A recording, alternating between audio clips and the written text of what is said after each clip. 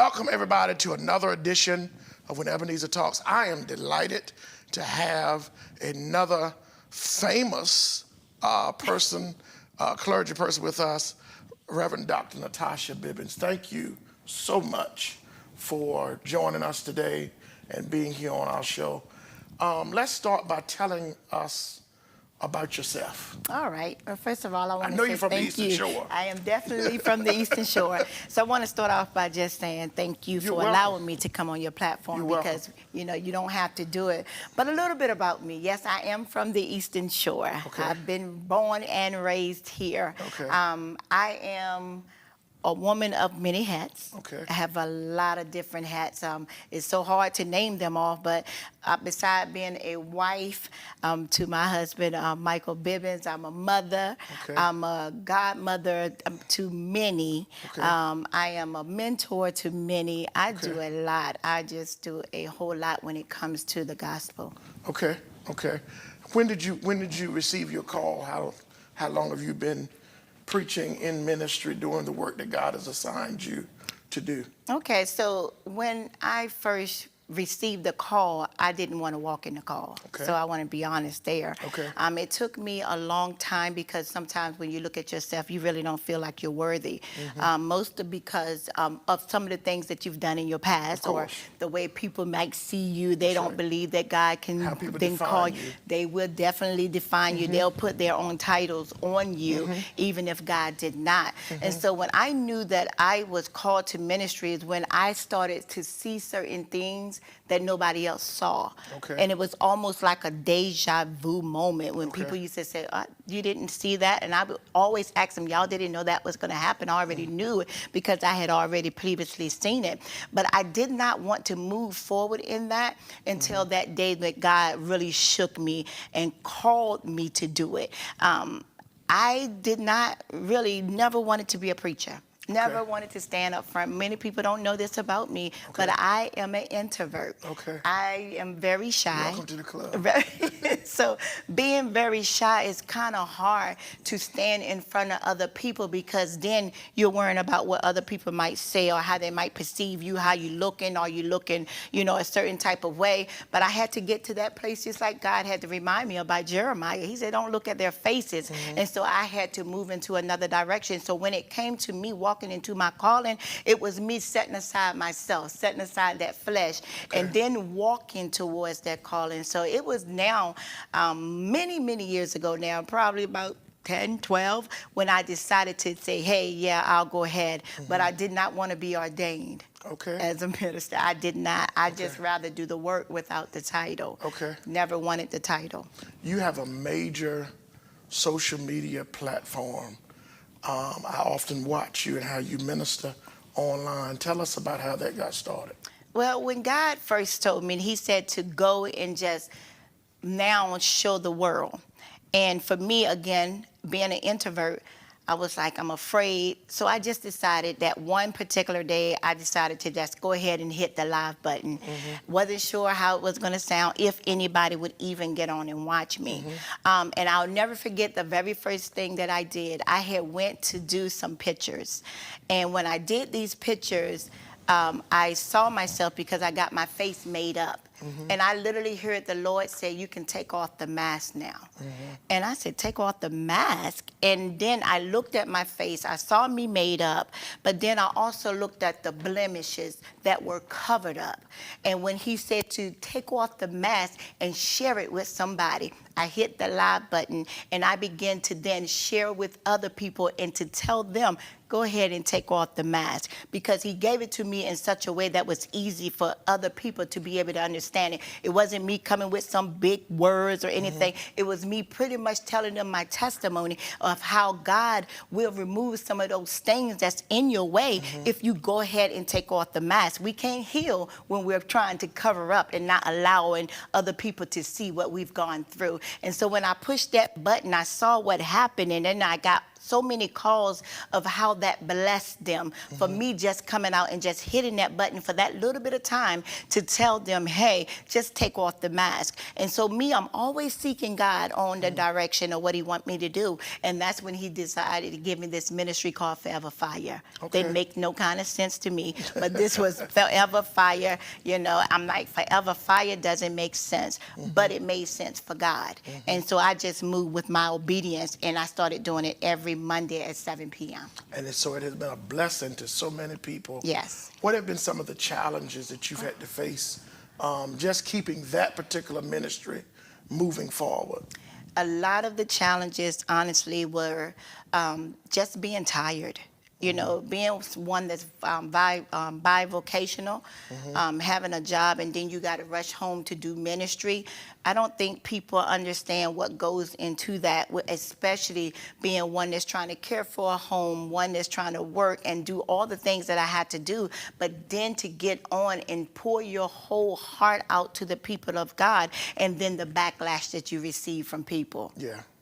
And so that's like the biggest challenge. It's like you're working hard, and that's many times you just want to take whatever it is and just throw it back to God. Like, look, you give this to somebody else. I didn't ask for it, and I don't want it. And so that was the biggest challenge for me, but I stood there. And I continued to move. But one of the things that people don't know, before I push that live button to come into the world, God gave me a ministry for my family. Okay.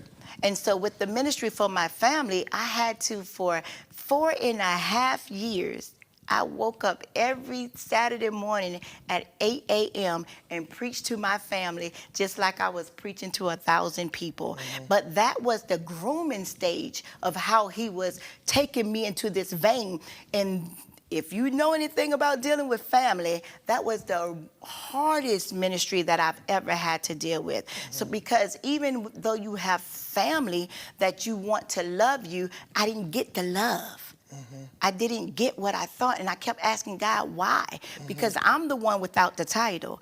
I'm the one that was just, come on, can we be honest here? Yeah. I'm the one that just left out the club. And how God gonna give me a ministry to bring my family together? But this was how he was grooming me. For 4.5 years, I had to go on and I had to preach on this line when sometimes nobody showed up. But I had to be obedient to God, whether I was in Virginia, whether I was in Mexico, whether I was on vacation to Las Vegas, no matter where I was traveling at, I always had to be on that call at 8 a.m. That was giving me discipline. That was giving me the obedience to God. I was then able to hear God clearer. It was so much that he was grooming me before the world even know who Natasha was. And you know, it's so ironic you say that, because so many young people now that are professing or desiring to be in ministry, they want the ministry, they want the platform, but they don't want the discipline, they don't want the training, they don't want to go through the struggle. And so it's good tonight that you're sharing with us some of the things that God allowed you to go through in order to get you to where you are now. You may not would have been able to achieve the things you've done and lead the people you've led to Christ had you not been willing to go through all that. So what do you say to the young people, male or female, that feel they have a calling on their life? What do you say to them many years now in, we'll say 15 years in, what do you say to them now? For those people that have that calling on their life, they have to be steadfast, unmovable, just like that tree that's planted by the water. Because there are going to be times where there is going to be a struggle, and there's always going to be backlash. There's always going to be people that's going to come up against you, but you have to stand firm in your faith and know that if God called you to it, he's going to go ahead and take you all the way through it if you don't give up. What we can't do, especially as the young ministers that's coming up, you can't put so much faith in people. That's and right. You can't put so much faith in family. Your faith in everything that you do has to be tuned into God, because there are some times when God will tell you to pull back, and you have to be able to be willing to pull back. Not so much running for the crowd, but even if you have to stand all by yourself, show God that he can trust you, because we know that we can trust God. God, but can God trust you with the assignment? And that's the biggest thing that the young people really have to understand. Can God truly trust me with this assignment? He's given it to me. So I can't let it go, regardless if I have to stand here and preach by myself. If I have to stand here and preach to nobody, I got to continue to do exactly what God wants me to do, regardless of anything, because God is going to always, he's going to never, ever, ever lead you in the wrong direction as long as you're willing to follow him. Follow him. And so you and your husband been married now for several years. You're in ministry together. You do what I call team ministry. Yes. He's here with you tonight. And now you've become an author. And a very different kind, if you will. You have helped other persons tell their story. You've led them. Share with us how you got to be not only an author for yourself, but compiling other authors to put their material together to share the stories that God given them. So share with us some information about that. So when it came to the books, especially with the title that God gave me, I had COVID. Okay. When it first came out in 2020, there was no vaccines, no anything. And being in this isolation place, God said to me that he will right your wrong. And I was like, I know, God, but if you are on your sick bed and you hear God say that I will right your wrong, of course we're going to go to repenting, because we don't know what's going to happen, especially in this state of mind when not too many people were making it out of COVID. That's right. And so I'm stuck in this room like, okay, God, and I'm repenting, trying to figure out what did I do for him to tell me that I will right your wrong. So now first thing is for me to repent. Now, when God showed me this, he showed me a vision. Now, why would he show me a vision of a person staring at heaven and hell at the same time, and I'm stuck in the middle?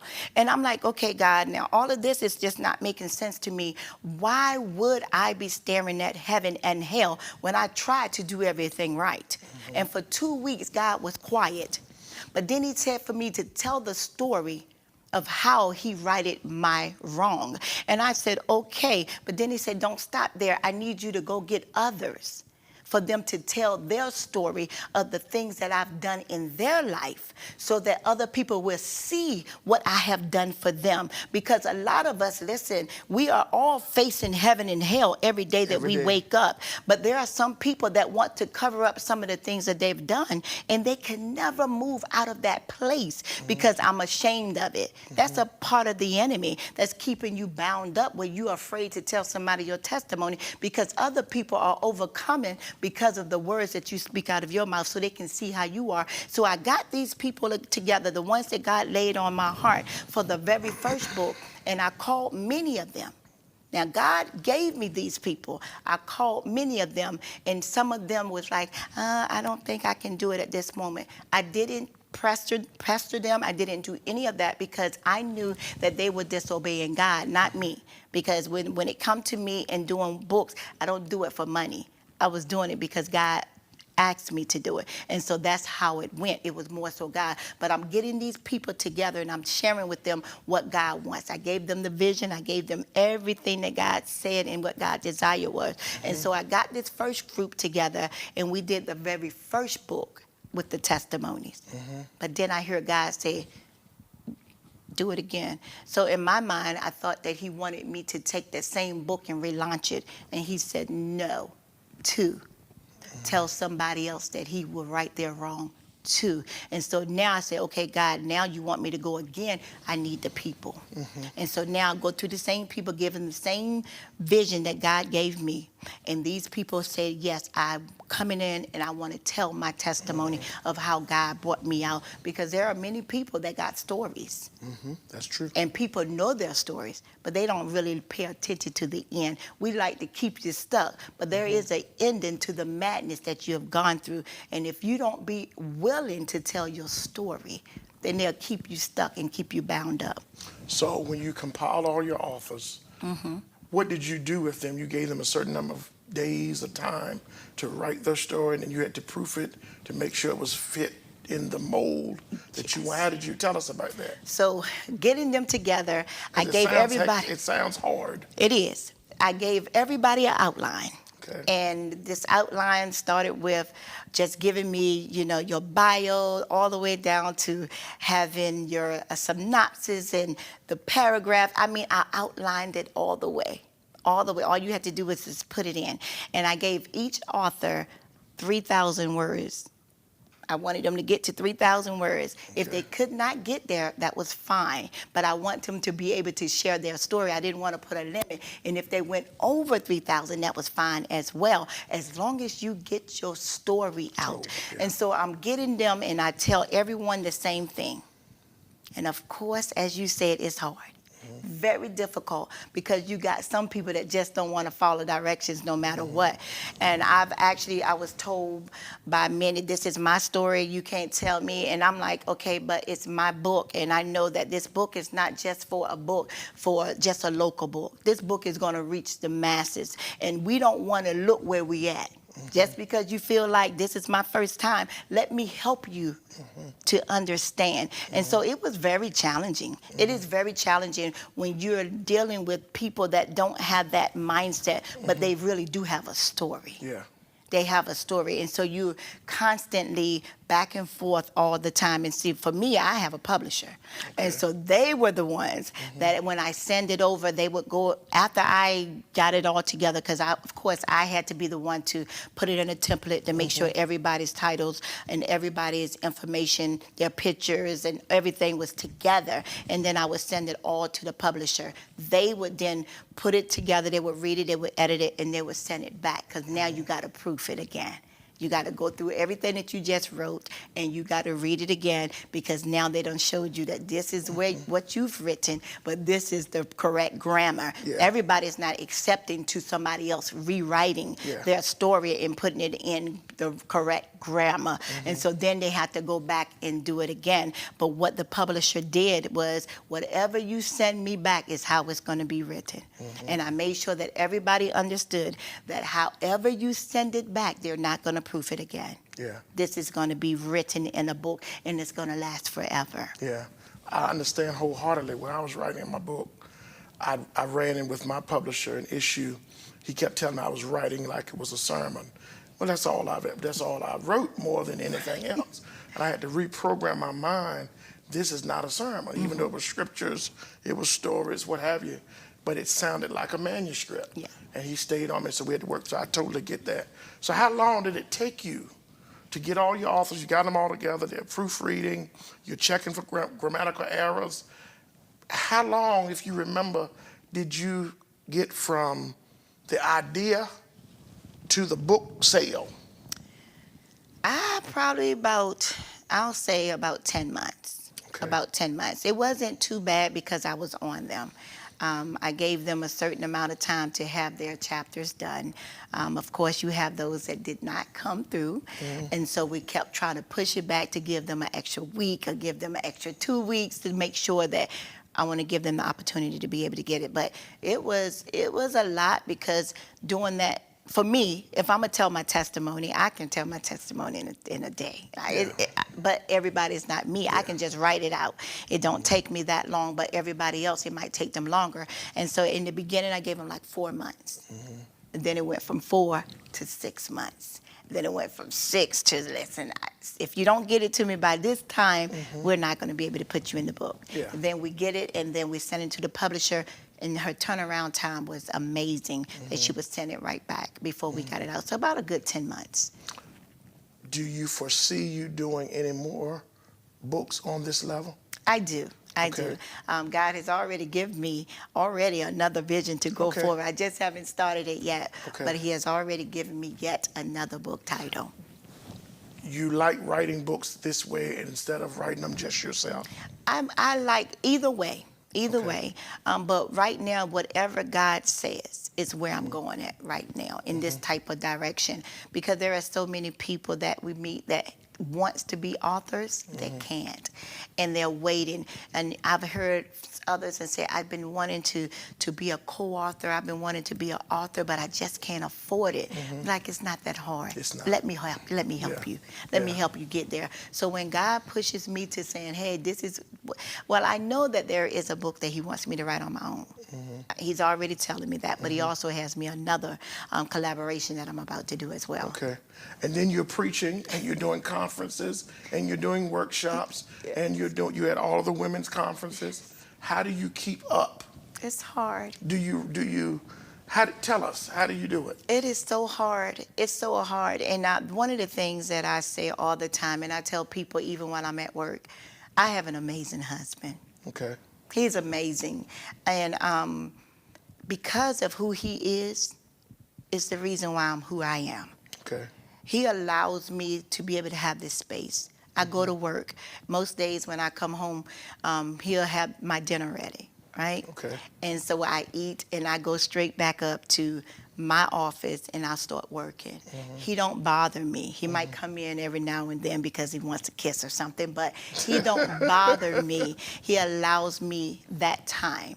And if it was not for him, there is no way, because I constantly am a 7-day-a-week working, preaching, ministering, mentoring.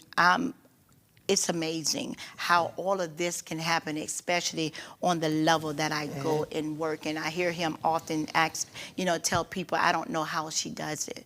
But he's a major part in the reason why I get to do as much. He right there. He puts up with my shenanigans. He's right there. So that's very important in my ministry, because he's allowing me to move that space. Do you have a team that helps you? I definitely do. Okay. I love my team. Okay. They are amazing. Okay. They get mad at me a lot of times because I take assignments that they don't know anything about.